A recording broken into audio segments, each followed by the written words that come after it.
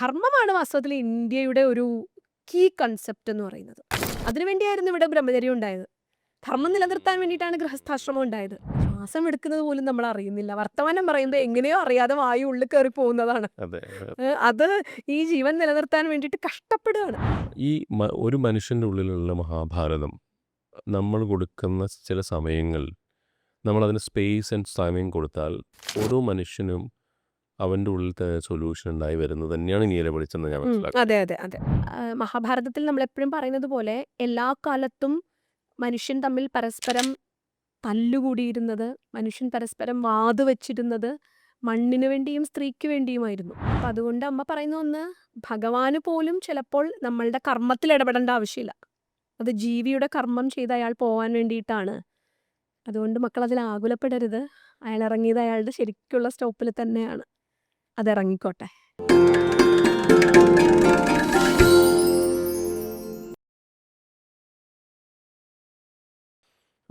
എനിക്ക് തോന്നുന്നത് നമ്മൾ പല സമയത്തും നമ്മളൊരാളെ ഇഷ്ടപ്പെടുന്നുണ്ടെങ്കിൽ പല ആൾക്കാരും ഐ ലവ് യു എന്നൊക്കെ പറയും. അപ്പം എപ്പോഴും അങ്ങനെയല്ല പറയേണ്ടത് എന്ന് ഞങ്ങളുടെ അടുത്ത് മോചിത ചേച്ചി ഇപ്പോഴും പറയാറുണ്ട്. We should say I value U അതെ അതെ പേഴ്സൺ. അതെ. കാരണം എല്ലാ മനുഷ്യനും അതിനുള്ളിലൊരു ഒരു എന്താ പറയുക, ഒരു ശക്തിയുണ്ട്. ആ ശക്തിയെ വാല്യൂ ചെയ്യാന്നുള്ളത്. അപ്പം നമ്മൾ വീണ്ടും ഈ മഹാഭാരതത്തിൽ നിന്ന് നമ്മൾ പുറത്ത് വന്നിട്ടില്ല. കാരണം ഈ കല്യാണമൊക്കെ അവിടെ തന്നെയാണ്. അതെ അതെ അതെ. അപ്പോൾ ഈ സ്ത്രീ കഥാപാത്രങ്ങൾ അങ്ങ് പറഞ്ഞു, വ്യാസൻ്റെ മാനസപുത്രിയൊക്കെ പറയുന്ന സമയത്ത് ചില സ്ത്രീ കഥാപാത്രങ്ങൾ നമ്മൾ കാണുമ്പോൾ നമുക്ക് തോന്നും അവരെന്തിനങ്ങനെ ചെയ്തു. ഇപ്പോൾ ഒരു എക്സാമ്പിൾ എടുക്കുകയാണെങ്കിൽ നമ്മൾ ഗാന്ധാരി. ശരിക്കും എനിക്ക് തോന്നിയിട്ടുള്ളൊരു ഇത് ഒരു ഒരു അഡ്വേഴ്സായിട്ട് തോന്നാം. പക്ഷേ കണ്ണ് തുറന്നിരിക്കേണ്ട സ്ത്രീയായിരുന്നു അവർ എന്ന് തോന്നിയിട്ടുണ്ട്. കാരണം അങ്ങനെ അവർ ചെയ്യുമായിരുന്നെങ്കിൽ ഒത്തിരി പ്രശ്നങ്ങൾ ഉണ്ടാവാതിരിക്കാനുള്ള സാധ്യതയുണ്ട് അല്ലേ. കാരണം ഭർത്താവിന് വേണ്ടി നമ്മൾ കണ്ണടയ്ക്കുന്നു, കണ്ണടച്ച് ജീവിക്കേണ്ടി വരുന്നു, ഒന്നും കാണാൻ പറ്റുന്നില്ല. ശരിക്കും അങ്ങനെയുള്ള സമയത്ത് ഒരു ഭാര്യ ജീവിതത്തിൽ ഒരാൾക്ക് എവിടെയാണോ ഒരു കുറവുള്ളത് ആ കുറവിന് നികത്തുന്ന ഒരു അങ്ങ് പറഞ്ഞ സഹധർമ്മം, അങ്ങനെയുള്ള സഹധർമ്മിണിയിലേക്ക് വരുന്നത്. ആ ഒരു പ്രോസ്പെക്റ്റീവിൽ അങ്ങ് നോക്കുമ്പോൾ അങ്ങേക്ക് എന്താണ് അതൊന്ന് പിക്കപ്പ് ചെയ്യാൻ പറ്റിയത്? ഇപ്പം പ്രേം പറഞ്ഞ ഈ ഗാന്ധാരിയുടെ ഒക്കെ അനുഭവം അത് തന്നെയാണ്. എന്ന് വെച്ചാൽ ഈ പാതിവൃത്യത്തെ വല്ലാതെ മിസ്ഇൻ്റർപ്രറ്റ് ചെയ്തൊരു കൾച്ചറാണ് നമ്മളുടേത്. ഇന്ന് നമുക്ക് ധൈര്യമായിട്ടൊരു ഇന്നത്തെ കാലത്തെ കുട്ടികളോട് പാതിവൃത്യം എന്നൊന്നും പറയാൻ പറ്റില്ല. എന്ന് വെച്ചാൽ ഭർത്താവും ഇല്ല, ഞാനും ഇല്ല, അയാൾക്ക് വേണ്ടാത്തൊന്നും എനിക്ക് വേണ്ട, അയാൾ പറയണത് അതേപോലെ തന്നെ അനുസരിച്ച് മുന്നോട്ട് പോവുക അല്ലേ. കോപ്പിക്കാറ്റ് പോലെ. അതെ അതെ. അത് വല്ലാതെ മിസ്ഇൻ്റർപ്രറ്റ് ചെയ്തിട്ടുണ്ട്. നമ്മുടെ പാതിവൃത്യ സങ്കല്പം അതൊന്നും അല്ലായിരുന്നു. പാതിവൃത്യം എന്നുള്ള ഒരു ആശയത്തെ, ഒരു ദൃഢവ്രതത്വത്തെ ഒരാൾ സ്വീകരിക്കുകയാണ്. അതായത് ഞങ്ങൾ രണ്ടുപേരും ഒരാശയത്തിന് വേണ്ടി ഒരുമിച്ച് നിൽക്കാൻ തീരുമാനിക്കുന്നു. അതാണ് വ്രതം. ആശയം എന്താ? ധർമ്മമാണ്. ധർമ്മം ആചരിക്കുക എന്ന ഉത്തരവാദിത്തത്തിൽ നമ്മൾ രണ്ടുപേരും ഒരുമിച്ച് നിൽക്കാൻ തീരുമാനിക്കുന്നു. എങ്ങനെ? പരസ്പരം താങ്ങായിട്ട്. പരസ്പര തപസ്സുണ്ടെങ്കിലേ ഈ കുമാരസംഭവത്തിൽ കാളിദാസൻ പാർവതീദേവിയുടെ തപസ് വർണ്ണിക്കുമ്പോൾ പറയും, പരസ്പര തപസ് കൊണ്ടാണ് ഭഗവാനും ദേവിയും ഒന്നായത്. കാമം കൊണ്ട് ഭഗവാനെ സ്വന്താക്കാൻ പറ്റിയില്ല. കാരണം കാമനെ അരിച്ചു. കാമനെ നശിപ്പിച്ചത് പാർവതീദേവി കണ്ടുകൊണ്ട് നിൽക്കുകയാണ്. അപ്പോൾ കാമം കൊണ്ടല്ല ശിവനെ പ്രാപിക്കേണ്ടത്, തപസ്സുകൊണ്ടാണ്. അപ്പോൾ പരസ്പരം രണ്ടുപേരും ഏറ്റെടുത്തിരിക്കുന്ന ഒരു തപസ്സുണ്ട്, ധർമ്മം എന്നൊരു തപസ്. ഈ സമൂഹത്തിലെ ധർമ്മം മുന്നോട്ട് പോകണമെങ്കിൽ, ധർമ്മമാണ് വാസ്തവത്തിൽ ഇന്ത്യയുടെ ഒരു കീ കൺസെപ്റ്റ് എന്ന് പറയുന്നത്. അതിനുവേണ്ടിയായിരുന്നു ഇവിടെ ബ്രഹ്മചര്യം ഉണ്ടായത്. ധർമ്മം നിലനിർത്താൻ വേണ്ടിയിട്ടാണ് ഗൃഹസ്ഥാശ്രമം ഉണ്ടായത്. ധർമ്മം നിലനിർത്താൻ വേണ്ടിയിട്ടാണ് വാനപ്രസ്ഥം ഉണ്ടായത്. ഓരോ സ്റ്റേജിൽ പിന്നെ എല്ലാ ആശ്രമങ്ങളും എല്ലാ വർണ്ണങ്ങളും, നമുക്ക് 4 വർണ്ണങ്ങളും ഉണ്ടായല്ലോ. അത് വേറൊരു വിഷയമായതുകൊണ്ട് ഞാൻ കടക്കുന്നില്ല. ഇതിൻ്റെയൊക്കെ അടിസ്ഥാന ഉദ്ദേശം ധർമ്മം നിലനിൽക്കുക, ഈ ലോകത്തെ സസ്റ്റെയിൻ ചെയ്യലാണ്. ധാരണയെ ധരിക്കുന്നതാണ് ധർമ്മം, ധാതുവിൽ നിന്ന്. അപ്പോൾ ലോകത്തെ മെയിൻറ്റെയിൻ ചെയ്യുന്നത്, സസ്റ്റെയിൻ ചെയ്യുന്നത്, ലോകം നിലനിൽക്കുന്നത്, ലോകത്തെ നിലനിർത്തുന്നത് ധർമ്മമാണ്. ധാരണാത് ധർമ്മൈത്യാഹു. അപ്പോൾ പ്രപഞ്ചത്തെ നിലനിർത്തിക്കൊണ്ടു പോകുന്ന ഈ കാണാച്ചരട്, ലൈഫ് സൈക്കിളിന്റെ ഉള്ളിലുള്ള ചരട്, അത് പ്രവർത്തിക്കുന്നത് അത് ആചരിക്കുന്നവരിലൂടെയാണ്. ആചരിക്കുന്നവരില്ലാതായ ആ സംസ്കാരം നശിക്കും. എനിക്ക് വളരെ രസമായിട്ടുള്ളൊരു ഒരു ഒരു സങ്കല്പമുണ്ട്. അത് ആനി ബസന്റ്. ആനി ബസന്റ് നമ്മളെല്ലാവരും വളരെ ബഹുമാനിക്കുന്ന, ഒരു പക്ഷേ ഇന്ത്യയെ അറിഞ്ഞ അല്ലെങ്കിൽ ഇന്ത്യയെ ലോകത്തിന് മുന്നിൽ പ്ലേസ് ചെയ്ത 2 വിദേശ വനിതകൾ, ഒന്ന് ആനി ബെസന്റും ഒന്ന് സിസ്റ്റർ നിവേദിതയായിരുന്നു. അതെ അതെ അതെ അവർ രണ്ടുപേരും വലിയ ദൗത്യമാണ് നിർവഹിച്ചത്. അപ്പോൾ ആനി ബെസന്റിന്റെ ധർമ്മ ലെക്ചർ സീരീസ് ഉണ്ട്, ഉം. ധർമ്മ പ്രഭാഷണ പരമ്പരകൾ. അത് വായിച്ചിരിക്കേണ്ടതാണ് കേട്ടോ. കേട്ട് വായിച്ചു. ധർമ്മ പ്രഭാഷണ പരമ്പരകളുണ്ട്. അതിന്റെ ഫസ്റ്റ് ലെക്ചറിൽ ഉം. അവർ ധർമ്മത്തെ ഡിഫൈൻ ചെയ്യുന്നുണ്ട്. ധർമ്മത്തെ നമ്മുടെ ഇന്ത്യൻ തോട്ടിൽ എല്ലാ ഫിലോസഫേഴ്സും എല്ലാ ചിന്തകരും ഡിഫൈൻ ചെയ്തിട്ടുണ്ട്. പക്ഷെ ആനി ബെസന്റ് അത് അവതരിപ്പിക്കുന്നത് വളരെ കൗതുകകരമായ ഒരു കഥ പോലെയാണ്. അവർ പറയുന്നു, ലോകത്തിന്റെ രാഷ്ട്രങ്ങളിൽ നിന്നുള്ള എല്ലാ രാഷ്ട്രങ്ങളുടെയും പ്രതിനിധികളെ വിളിച്ചുകൂട്ടി. വലിയൊരു പ്രസംഗമാണ്, ഞാൻ ചുരുക്കാം.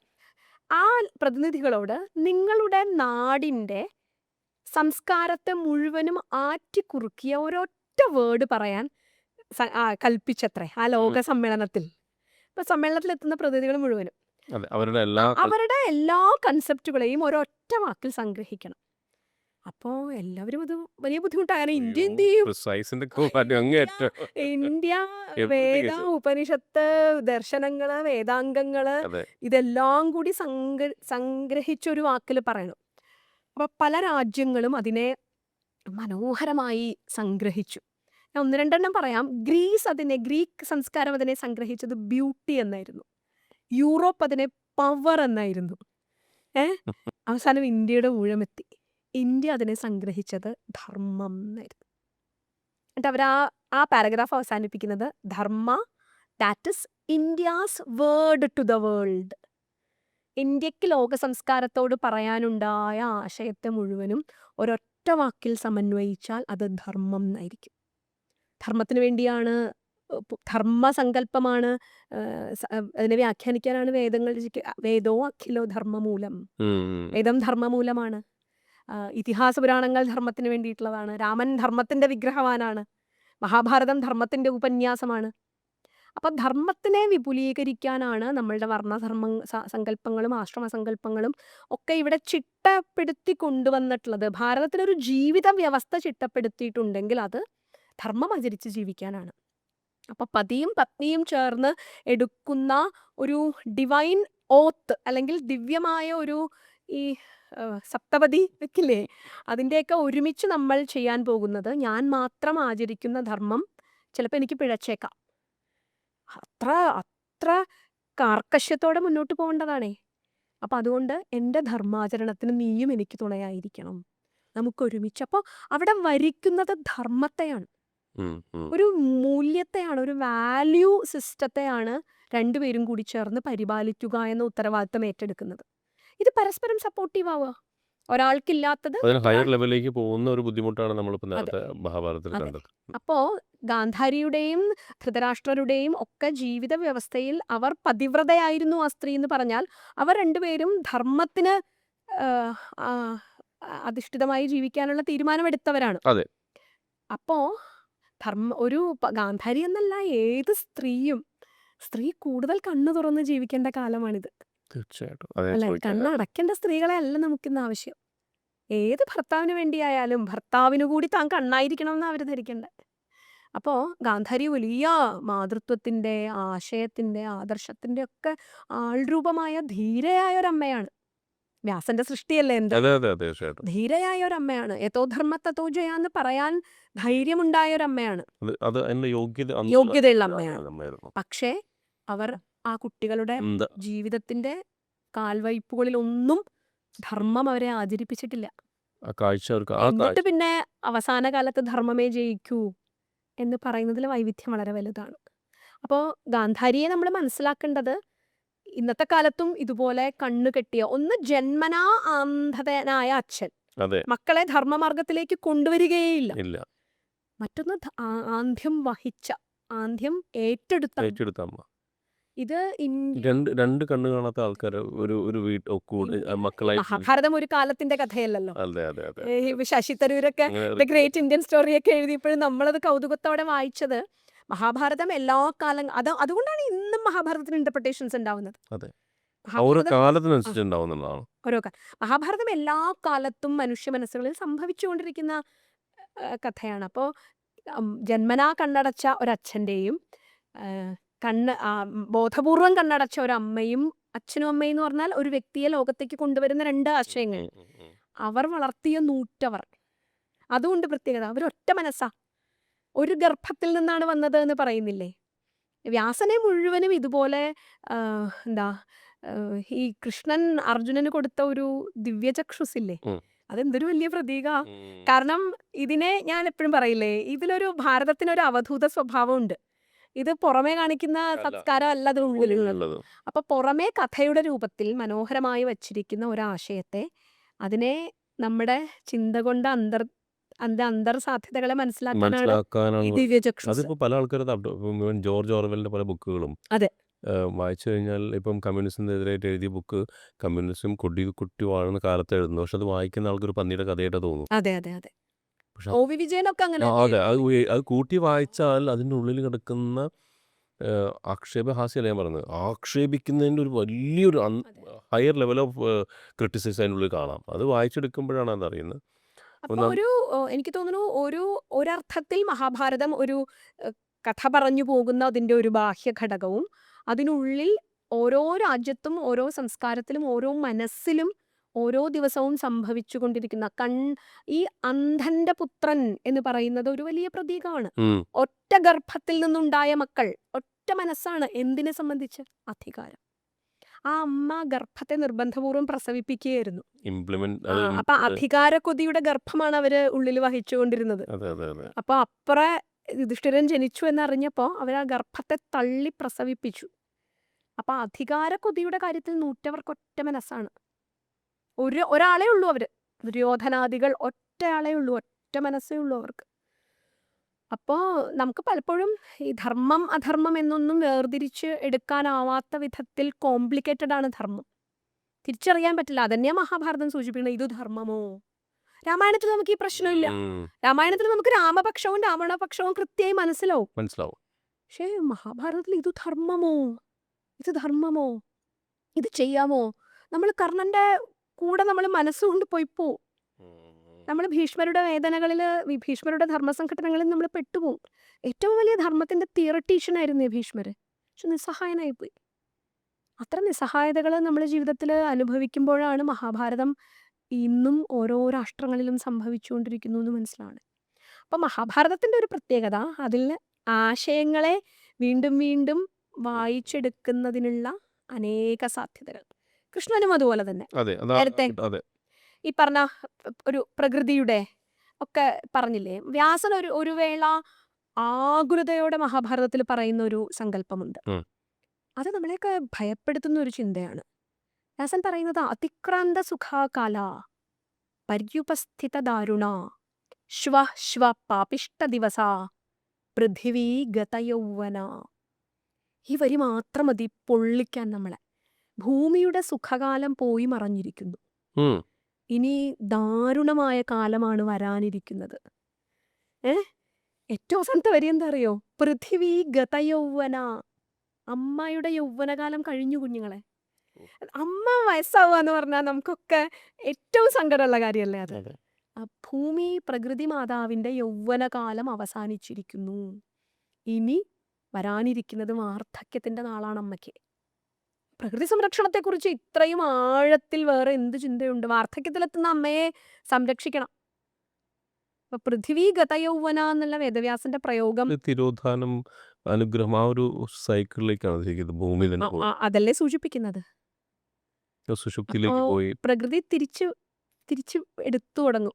തിരിച്ചെടുക്കും. തന്നതിനെ മുഴുവനും ഒരു ഇതായിട്ട് പറയില്ലേ, സരസ്വതി നദി ഇവിടുന്ന് പോവാൻ കാരണം ഭൂമിയിലെ മനുഷ്യരുടെ ദുഷ്ചെയ്തികൾ കൊണ്ട് പിണങ്ങിപ്പോയി. അത് താഴെ കൂടെ ഗുപ്തയായി ഒഴുകാൻ കാരണം ഭൂമിയിലെ മനുഷ്യരോട് വഴക്കിട്ട് പോയി ഒരു നദി. അല്ല, അതെന്തൊരു സങ്കല്പം! ഒരു നദി വഴക്കിട്ട് പോവുകയാണ് നമ്മളോട്. ഭാരതപ്പുഴ വഴക്കിട്ട് തുടങ്ങി. അതെ എന്താ പറയാ, ചില സ്ഥലങ്ങളിൽ കാണാണ്ടായിട്ടുണ്ട്. അത് എങ്ങനെയാ രണ്ടും പ്രകൃതി വഴക്കിട്ട് തുടങ്ങി. അപ്പോഴൊക്കെയാണ് ഈ കൃഷ്ണൻ ഉയർത്തിപ്പിടിച്ച ഗോവർദ്ധനം ഒരു പ്രതീകമാണ്. അതിലേക്ക് കിടക്കുമ്പോഴേ നമ്മൾ ഇന്ന് ഒരുപാട് വീഗൻ സൊസൈറ്റികൾ, അതേപോലെ സസ്റ്റൈനബിലിറ്റി, അപ്പം അതിൻ്റെ ഭാഗമായിട്ട് കുറച്ച് കാലം പ്രവർത്തിക്കാനും അതും ഇപ്പോഴും കണ്ടിന്യൂ ആവുക. അപ്പം ഒരുപാട് ഓർഗാനിക് പ്രൊഡക്ട്സ് ഒക്കെ മാനുഫാക്ചർ ചെയ്യുന്ന ഒരു ബിസിനസ്സിലേക്കാണ് ഞാൻ ആദ്യമായി വരുന്നത്. അപ്പോൾ ആ അപ്പം പല സ്ഥലത്തും വായിക്കുന്ന സമയത്ത് അല്ലെങ്കിൽ നമ്മളിതിൻ്റെ ക്ലാസ്സുകൾക്കൊക്കെ പോകുന്ന സമയത്ത് ചില നോർത്ത് ഇന്ത്യൻ ക്ലാസ്സുകൾ അവർ പറയുന്നത് the most sustainable living brand ambassador ശരിക്കും ശ്രീകൃഷ്ണനാണ്. കാരണം ഗോവർദ്ധനഗിരിയുടെ മുതൽ ഇന്ന് ഇവൻ യു ലുക്ക് അറ്റ് വൃന്ദാവൻ അല്ല എവിടെ നോക്കിയാലും നമ്മളതിനെ വളരെ അങ്ങ് നേരത്തെ പറഞ്ഞ പോലെ ഒന്ന് ഡീകോഡ് ചെയ്യാന്ന് പറയും. അതിന് പുറത്തേക്ക് മാറി നിന്ന് നോക്കിക്കഴിഞ്ഞാൽ ഇത് എല്ലായിടത്തും കാണുന്നുണ്ട്. കൃഷ്ണൻ ആ ഒരു കാര്യത്തിൽ 100% സസ്റ്റൈനബിലിറ്റി കൊണ്ടുവരണമെന്ന് ആഗ്രഹിക്കുന്ന രീതിയിലുള്ള, കാരണം അത് റിലേഷൻഷിപ്പ് മുതൽ പക്ഷിമൃഗാദികളും എല്ലാം അതിൻ്റെ ഭാഗമായിട്ട്. അപ്പോൾ അങ്ങനൊരു കോൺസെപ്റ്റ് എന്തായാലും മഹാഭാരതത്തിൽ അങ്ങ് കണ്ടിട്ടുണ്ടാവണം. പക്ഷെ അതോടൊപ്പം തന്നെ ഞാൻ ആ ചോദ്യം എനിക്ക് ഇതിന് കഴിഞ്ഞ് ചോദിക്കേണ്ട ചോദ്യമാണ് ശരിക്കും.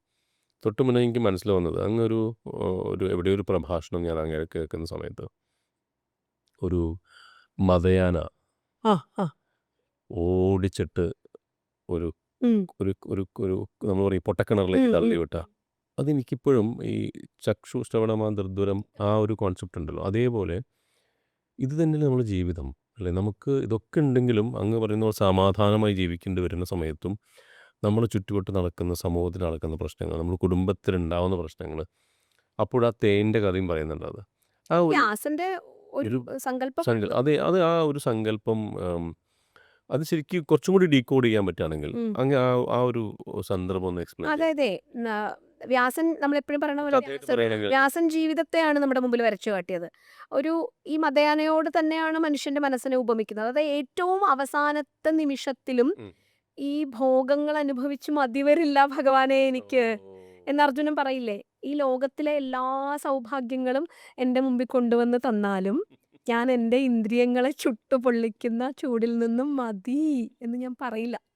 എനിക്ക് അപ്പോഴും ഈ ചക്ഷുശ്രവണൻ അതിൻ്റെ ഉള്ളിലിരിക്കുന്ന ഇപ്പ ചാവുമെന്നുള്ള അപ്പോഴും നമ്മളെ ജീവിതത്തിന്റെ ഒരു നുള്ളി തേൻ നുകരാൻ നാവ് നീട്ടിക്കൊണ്ടിരിക്കും. ഈ മതയാനയുടെ ഉപമ എപ്പോഴും മനുഷ്യൻ, അതായത് വ്യാസൻ അത് സൂചിപ്പിക്കുന്നത് ഒരു മതയാന അത് ഓടി വരികയാണ്.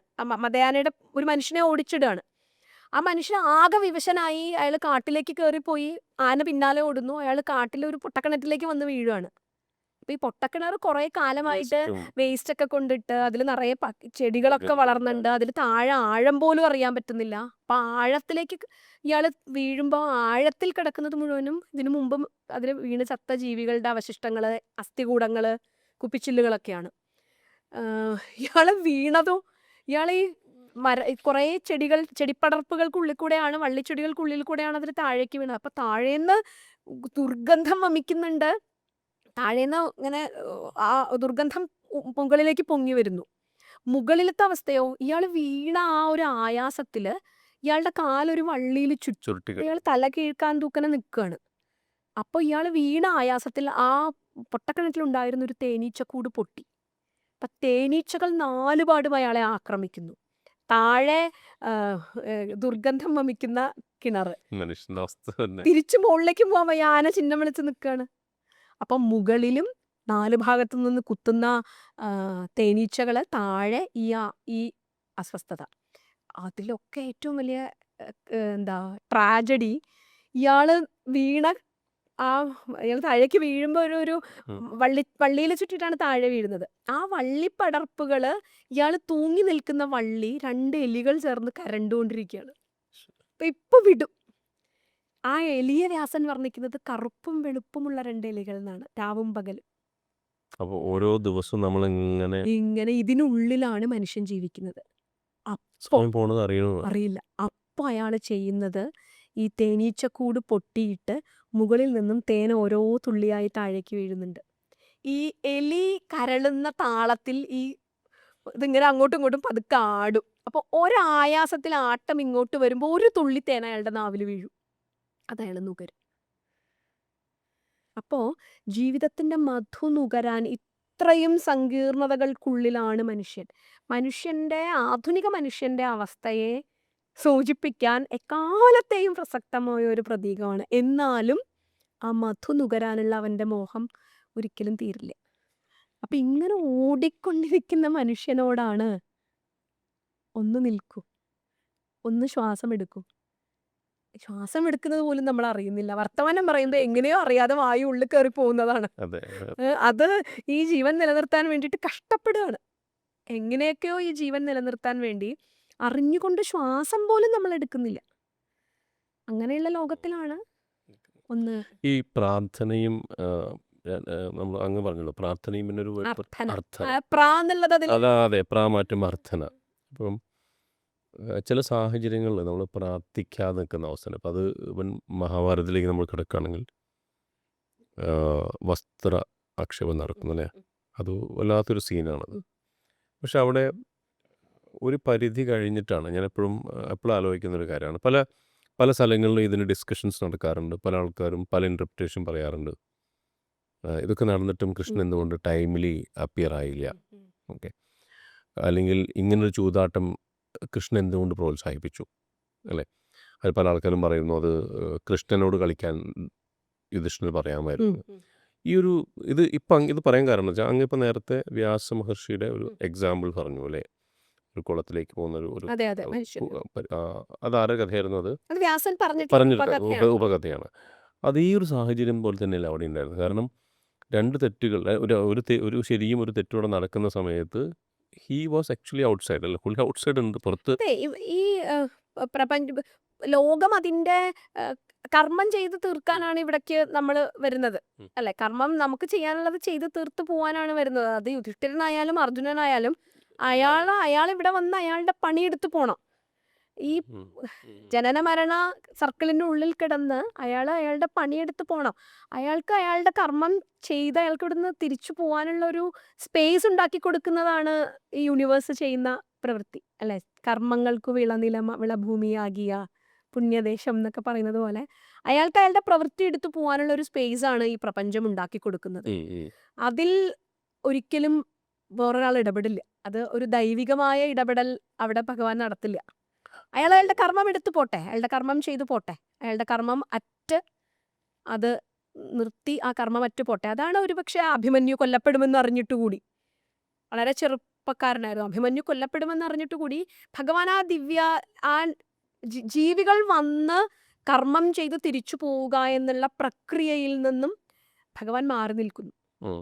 അയാളുടെ കർമ്മത്തിന് പ്രാധാന്യം കൊടുക്കുന്നു. പക്ഷേ ഒരാൾ അയാളുടെ കർമ്മം തീർത്തു പോകുമ്പോൾ രാമകൃഷ്ണദേവൻ ഒരു ഹൃദയസ്പർശിയായ ഒരു ദൃശ്യം പറയും. അമ്മ കാളി ഉറക്ക ചിലപ്പോൾ ചിരിക്കും അത്രേ, ഉറക്ക ചിരിക്കും. അതെന്താ?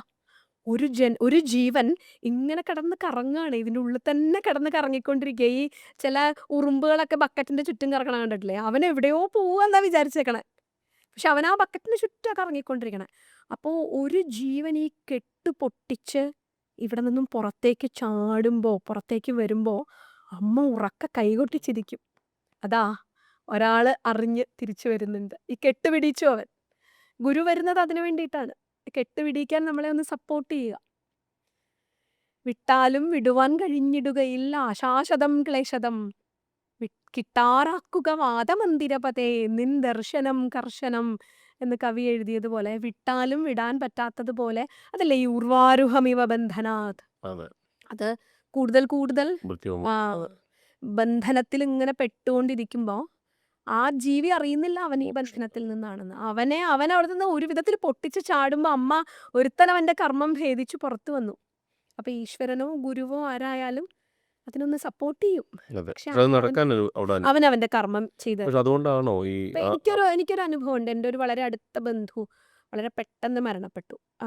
ചെറിയ മക്കള് രാവിലെ യാത്ര പറഞ്ഞു പോയ ആള് 10 മണിയാവുമ്പോൾ വളരെ വളരെ ഒട്ടും പ്രതീക്ഷിക്കാത്ത രീതിയിലാണ് അതുണ്ടായത്. അപ്പം ഞങ്ങളോട് അമ്മ അമൃതാനന്ദമയ അമ്മ നമ്മളെല്ലാവരെയും വിളിപ്പിച്ചു. അമ്മ റൂമിലേക്ക് വിളിപ്പിച്ചു. അന്നൊരു 2-3 മണിക്കൂർ നമ്മൾ അമ്മയോടൊപ്പം ഇരുന്നു. കാരണം അത്ര ആഘാതമായിരുന്നു ആ മരണം ഞങ്ങളുടെ കുടുംബത്തിനൊക്കെ സമ്മാനിച്ചത്.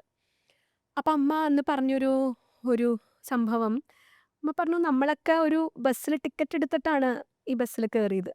നമ്മുടെ സ്റ്റോപ്പ് എത്തുമ്പോൾ ആ ടിക്കറ്റിന് എവിടം വരെ വാലിഡിറ്റി ഉണ്ടോ ആ സ്റ്റോപ്പിൽ നമ്മൾ ഇറങ്ങണം. നല്ല ബസ്സാണ്, എന്ത് രസമായി ബസ്സിൽ യാത്ര ചെയ്യാൻ, കുറച്ചും കൂടി ഇരുന്നോട്ടെ. ഇല്ല, നിങ്ങൾ 10 രൂപ 50 പൈസക്കാണ് നിങ്ങൾ ടിക്കറ്റ് എടുത്തതെങ്കിൽ നിങ്ങളുടെ യാത്രാ ടൈം അത്രയുമാണ്.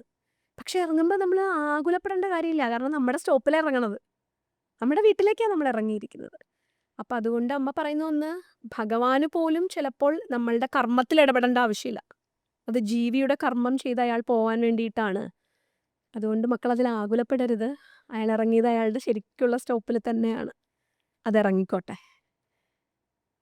അത് ആ സമയത്ത് നല്ല ഉൾക്കൊള്ളാൻ വലിയ ജീവിതത്തിൽ ചില ഇത്തരം ആഘാതങ്ങളൊക്കെ വരുമ്പോഴേ ഉം, ഉം, ഉം. അപ്പം ജീവിയുടെ കർമ്മം ചെയ്ത് തിരിച്ചു പോകാനുള്ള അവസരം ഉണ്ടാക്കലാണ് ഗുരുക്കന്മാരും ചെയ്യുന്നത്.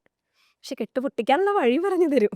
അല്ല, എനിക്ക് എൻ്റെ ചോദ്യം പോകുന്ന അവിടേക്കല്ല. അപ്പോൾ ആ ബസ്സിൽ നമ്മളൊരു ടൂറിസ്റ്റ് ബസ്സാണെങ്കിൽ നമ്മൾ ഒരുമിച്ച് പോകുമ്പോൾ നമ്മൾ തമ്മിലൊരു അടുപ്പം വരും അല്ലേ? ഇപ്രായം ഉദ്ദേശിക്കുന്നത് എനിക്ക് മനസ്സിലായി. പെരുവഴിയമ്പലം തന്നിലെ താന്തരായി കൂടി വിയോഗം വരും പോലെ. അതെങ്ങനെ നമ്മൾ ഇതൊരു അതെന്താ അവിടെയാണ് നമ്മൾ എപ്പോഴും ഒറ്റപ്പെട്ടു പോകുന്നത്? രാമകൃഷ്ണദേവൻ പറയില്ലേ, ഉം, ചക്ക പൊളിക്കുമ്പോൾ ഉം. ചക്ക മുളഞ്ഞ് കൈ പറ്റാതിരിക്കാനായിട്ട് ഏട്ടം. വെളിച്ചെണ്ണ പുരട്ടും. അപ്പോൾ ഇടപെടുന്നതൊക്കെ ഈ ലോകത്തിൽ തന്നെയാണ്. ആ പക്ഷേ സാക്ഷിത്വമാണ് ശരിക്കും ഉം, സാധന അല്ലേ? അതാണ് സാധനം. അതാണ് സാധനം. അപ്പോൾ ഈ ചക്കമുളഞ്ഞിയും പറ്റാതിരിക്കണമെങ്കിൽ വെളിച്ചെണ്ണ പറ്റണം എന്നുള്ളത് പോലെ ഇറങ്ങുന്നതൊക്കെ ഒട്ടുന്നിടത്തേക്കാണേ. എല്ലാ ബന്ധങ്ങളും ഒട്ടുന്നതാണ്. ഓരോ നമ്മൾ സൗഹൃദങ്ങൾ ഉണ്ടാക്കുന്നു, നമ്മൾ ഫ്രണ്ട് സർക്കിൾ വിപുലീകരിക്കുന്നു എന്നൊക്കെ പറയുന്നത് നമ്മുടെ അറ്റാച്ച്മെന്റ് കൂടുന്നു എന്നും കൂടി അതിനർത്ഥമുണ്ട്. നമ്മൾ അതിന് വേറൊരു തലത്തിൽ പറഞ്ഞാൽ നമ്മൾ കൂടുതൽ കൂടുതൽ ഒട്ടലിലേക്ക് നമ്മുടെ ഈ അതിനെ വ്യാപിപ്പിക്കുകയാണ്. നമുക്ക് വിട്ടുപോകാൻ പറ്റാത്ത വിധത്തിൽ നമ്മൾ ഈ ലോകത്ത് വേരുറപ്പിച്ചു. നമ്മുടെ മക്കളിലൂടെ ചെയ്യുന്നത് അതാണ്. നമ്മളുടെ പുതിയ പതിപ്പുകൾ ഉണ്ടാക്കുന്നു. അവരിലൂടെയൊക്കെ നമ്മളെ ഇവിടെ ഇറ്റേണലി പ്ലേസ് ചെയ്യാൻ ആ ലെഗസി ശ്രമിച്ചുകൊണ്ടിരിക്കുകയല്ലേ. അവിടെ കൊടുത്തിട്ട് നമ്മൾ ആ. പോകുന്നത്. എൻ്റെ എന്തൊക്കെയോ ഞാനിവിടെ അവശേഷിപ്പിച്ചിട്ടാണ് പോകുന്നത്. അപ്പോൾ ഞാൻ എന്താ എൻ്റെ വേരുകൾ ആഴ്ത്തി ആഴ്ത്തി ആഴ്ത്തി കൂടുതൽ വ്യാപിപ്പിച്ച് ഞാൻ പോകുന്നു. അപ്പം എനിക്ക് പറിച്ചെടുക്കാൻ ബുദ്ധിമുട്ടാണ്. ഉം, ഉം. അപ്പോൾ ഗുരുക്കന്മാർ പറയണ പോലെ സ്വാഭാവികമായും പാകമാകുമ്പോൾ ചിരട്ട ഉം. വെറുതെ വേർതിരിഞ്ഞ് വരും. വേർതിരിഞ്ഞ് വരും. അപ്പം അത് അതിനുള്ളിൽ കിടന്ന് അത് കുലുങ്ങും. കുലുങ്ങും.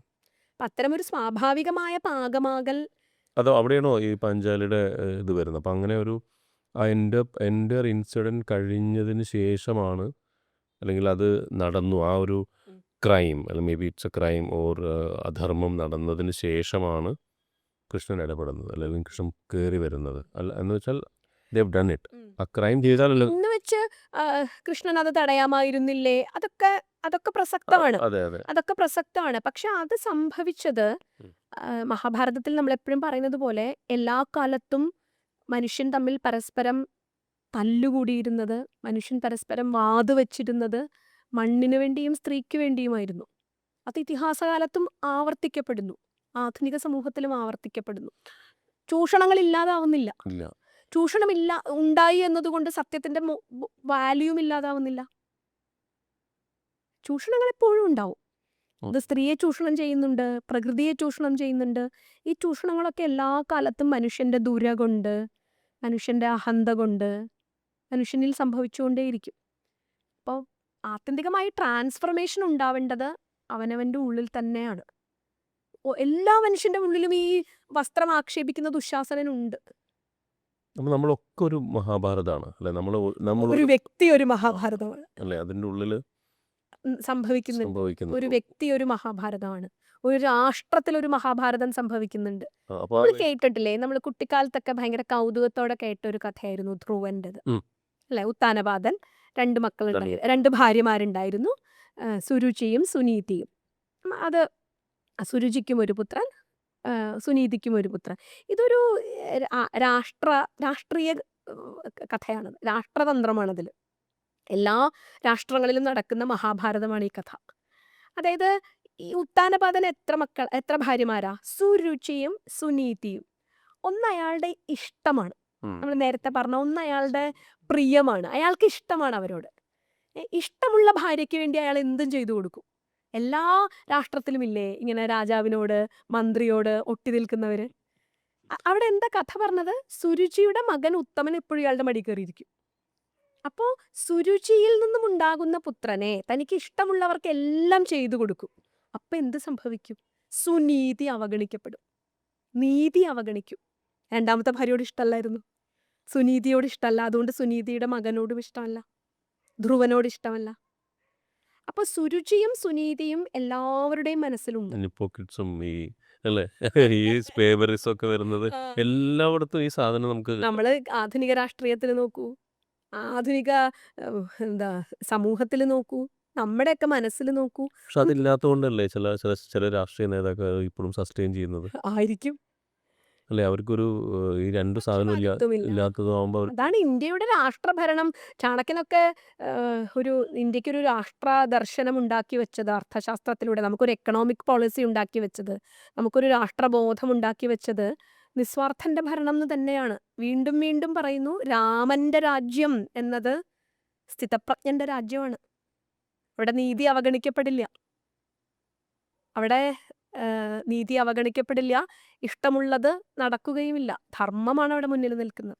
പണ്ടൊക്കെ രാജാവ് ഏറ്റവും വലിയ പൊസിഷനല്ലേ, ഏറ്റവും വലിയ പൊസിഷനിൽ രാജാവിനെ ഇരുത്തിയിട്ട് ഏറ്റവും അവസാനം പറയണത് ധർമ്മത്തിന് അധീനനാണ് നീ, ബാക്കിയൊക്കെ നിനക്ക് ഭരിക്കാം, പക്ഷെ നീ ധർമ്മത്തിന് അധീനനാണ്. അതല്ലേ ധർമ്മോസ്മത് കുലദൈവതം, തിരുവിതാംകൂർ രാജവംശത്തിന്റെ മോട്ടോ ആണ്. ധർമ്മത്തിലാണ് രാജ്യം ഭരിക്കേണ്ടത്. അപ്പോൾ നീതി അവഗണിക്കപ്പെടാതിരിക്കണമെങ്കിൽ രുചികൾക്കനുസരിച്ച് ധൃതരാഷ്ട്രർ അത് തന്നെയാണ് ചെയ്തത്. അപ്പോൾ വ്യക്തിയിൽ മഹാഭാരതം സംഭവിക്കുന്നു. പോലെ ഒരു പ്രകൃതിയെ, മണ്ണിനെ, സ്ത്രീയെ ഒക്കെ ചൂഷണം ചെയ്യുന്ന സമൂഹത്തിൽ മഹാഭാരതം സംഭവിക്കുന്നു. പക്ഷെ അവിടെ ഒരു കൃഷ്ണൻ ഉണ്ടാകും. ഉണ്ടാകും ആ തീർച്ചയായും ഒരു വലിയ പ്രതീക്ഷയാണ്. ഇവിടെയൊക്കെയോ ഒരു ഒരു നീല മനുഷ്യന്റെ അതെ സാ- നീല വെളിച്ചം നീല വെളിച്ചം, ഒരു മഞ്ഞപ്പട്ട് ഇവിടെ എവിടെയൊക്കെയോ ഉണ്ട് നമ്മളുള്ള എവിടെയോ കിടക്കുന്നുണ്ട്. അത് ഞാനത് ചോദിക്കുമ്പോൾ ഒരു വളരെ സാന്ദർഭികമായിട്ട് ഒരു സന്ദർഭത്തിന് യോജിച്ച ഒരു ഇതാണ്.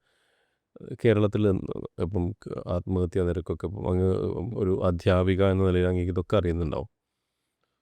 ഈ ഒരു മനുഷ്യൻ്റെ ഉള്ളിലുള്ള മഹാഭാരതം നമ്മൾ കൊടുക്കുന്ന ചില സമയങ്ങളിൽ നമ്മളതിന് സ്പേസ് ആൻഡ് സമയം കൊടുത്താൽ ഓരോ മനുഷ്യനും അവൻ്റെ ഉള്ളിലത്തെ സൊല്യൂഷൻ ഉണ്ടായി വരുന്നത് തന്നെയാണ് നീല വെളിച്ചെന്ന് ഞാൻ മനസ്സിലാക്കുന്നത്. അതെ അതെ അതെ.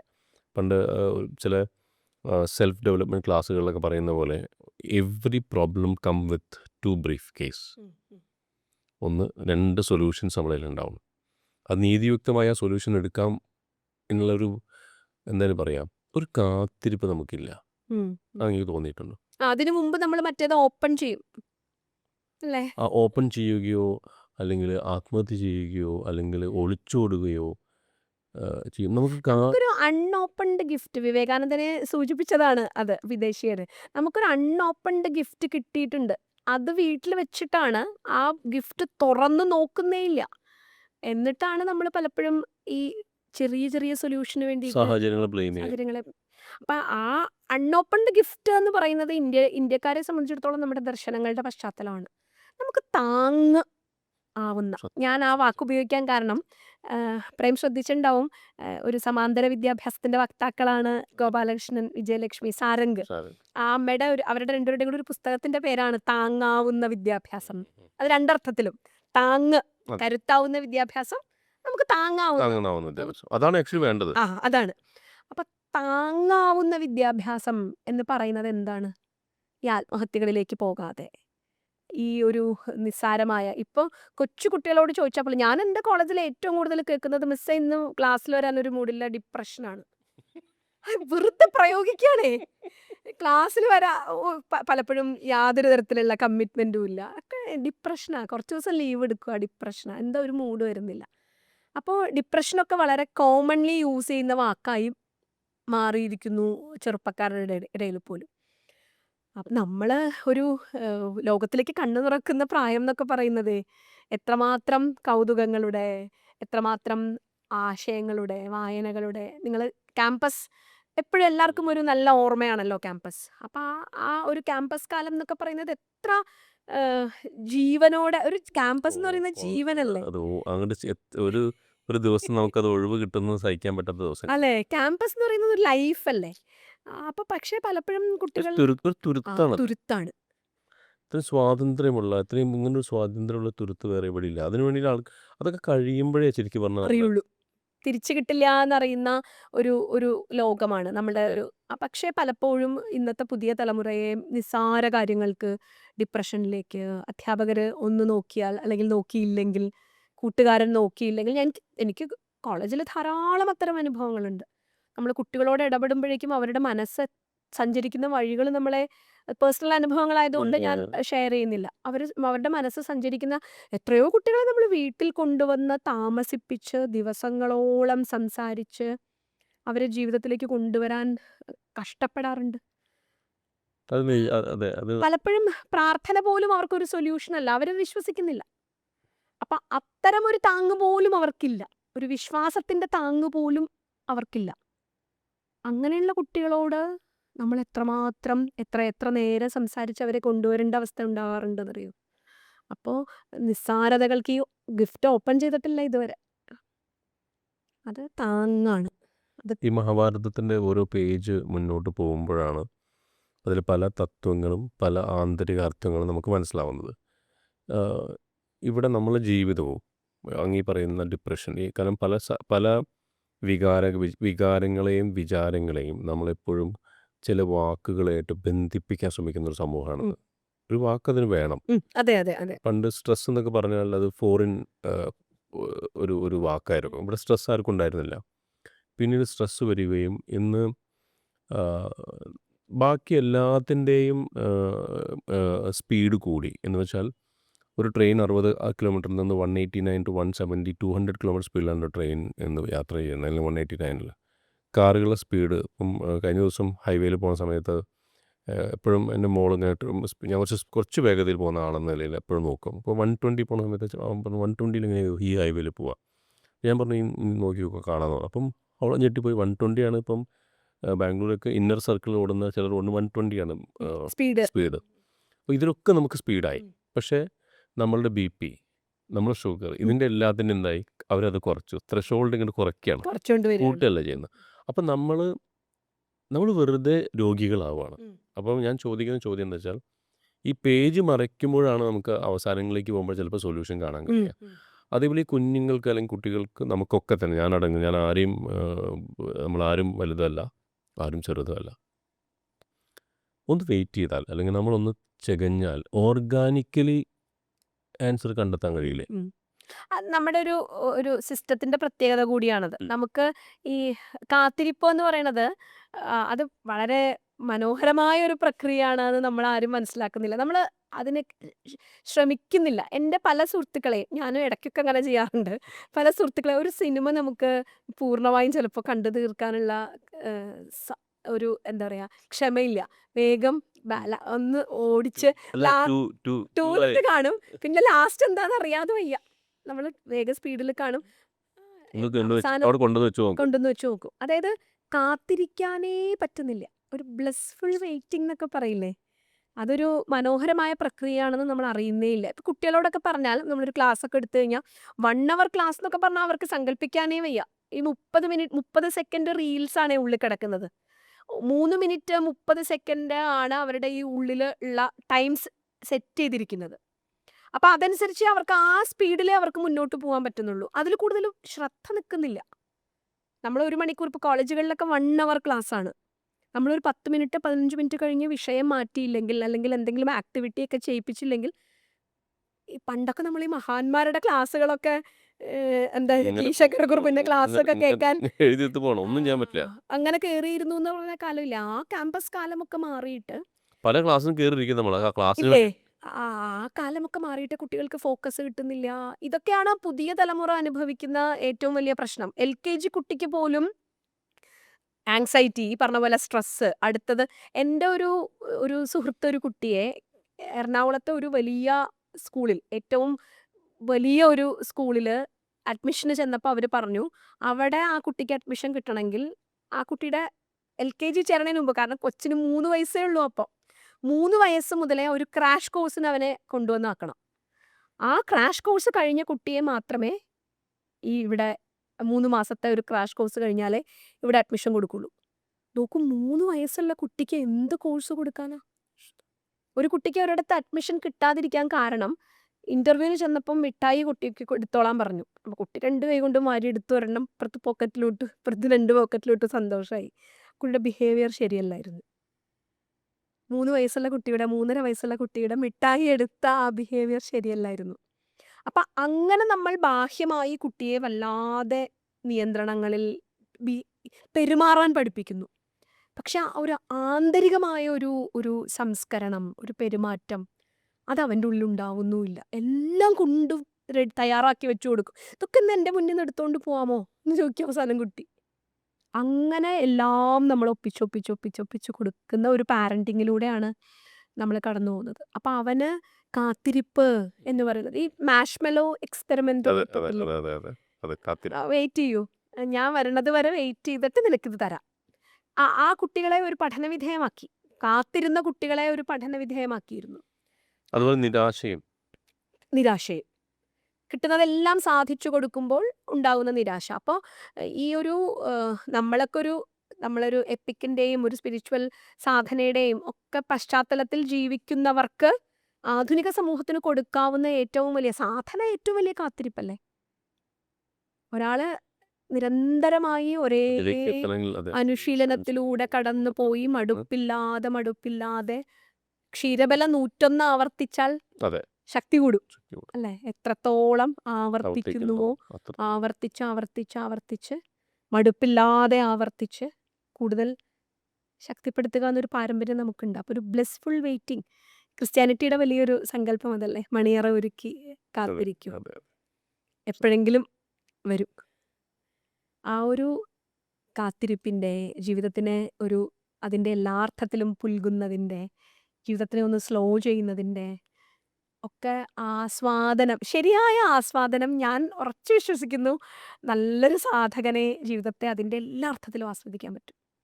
ഗൃഹസ്ഥാശ്രമി അതിൻ്റെ എല്ലാ അർത്ഥത്തിലും ആസ്വദിക്കുന്നത് അയാൾക്ക് അതെ ആ ഒരു രൂപപ്പെടലിൻ്റെ കാലത്തിലൂടെ കടന്നു പോയതുകൊണ്ടാണ്. അങ്ങ് ലൈഫ് ഈസി ആവുന്നു, ലൈഫ് വളരെ ലൈറ്റ് ആവുന്നു. പ്രേം നേരത്തെ പറഞ്ഞ പോലെ ലഗേജുകളൊക്കെ കുറഞ്ഞ് ഒരു ബാക്ക് പാക്കും തൂക്കി പോവാ എന്ന് അതാ ഇൻകോർപ്പറേറ്റ് ചെയ്യാൻ എനിക്ക് തോന്നുന്നത് പീയൂഷ് കൃഷ്ണന് ഒത്തിരി കഴിഞ്ഞിട്ടുണ്ടാവും. അങ്ങയുടെ ആയിട്ടുള്ള രണ്ടുപേരുടെ ജീവിതത്തിൽ ഈ ഒരു കോൺസെപ്റ്റിനെ നന്നായിട്ട് ഇൻട്രൊഡ്യൂസ് ചെയ്തിട്ടുണ്ടാവില്ലേ പുള്ളി. ഞാൻ ഒരു വലിയ വലിയ സങ്കല്പത്തിൽ, വലിയ ആശയങ്ങളിലൊക്കെ രൂപപ്പെട്ട ഒരാളെ എന്നെ ഭൂമിയുമായി, എന്നെ ഈ ലോകവുമായി, എന്നെ അങ്ങനെയൊക്കെ നിർത്തുന്ന ഒരു സാന്നിധ്യം കൂടിയാണ്. ഒരു തരത്തിൽ ആ സാന്നിധ്യമാണ് എനിക്ക് അങ്ങനെ ഒരു ധൈര്യം കൂടുതൽ തരുന്നത് എന്ന് തോന്നുന്നു. എന്തായാലും സന്തോഷം. ലാളിത്യമാണ്, അതെ പ്രകടനമില്ലായ്മയാണ് ജീവിതത്തിൽ ശൈലി. സന്തോഷം തരുന്നത്, ആനന്ദം തരുന്നത്, സ്വസ്ഥത തരുന്നത് എന്നുള്ളൊരു ദർശനത്തിലാണ്. നമുക്ക് അടുത്ത ഇതിലേക്ക് കടക്കുമ്പോൾ എനിക്ക് മഹാഭാരതത്തെ കുറച്ചും കൂടി ഡീപ്പറായിട്ട് നമുക്ക് പോവാം. തീർച്ചയായിട്ടും.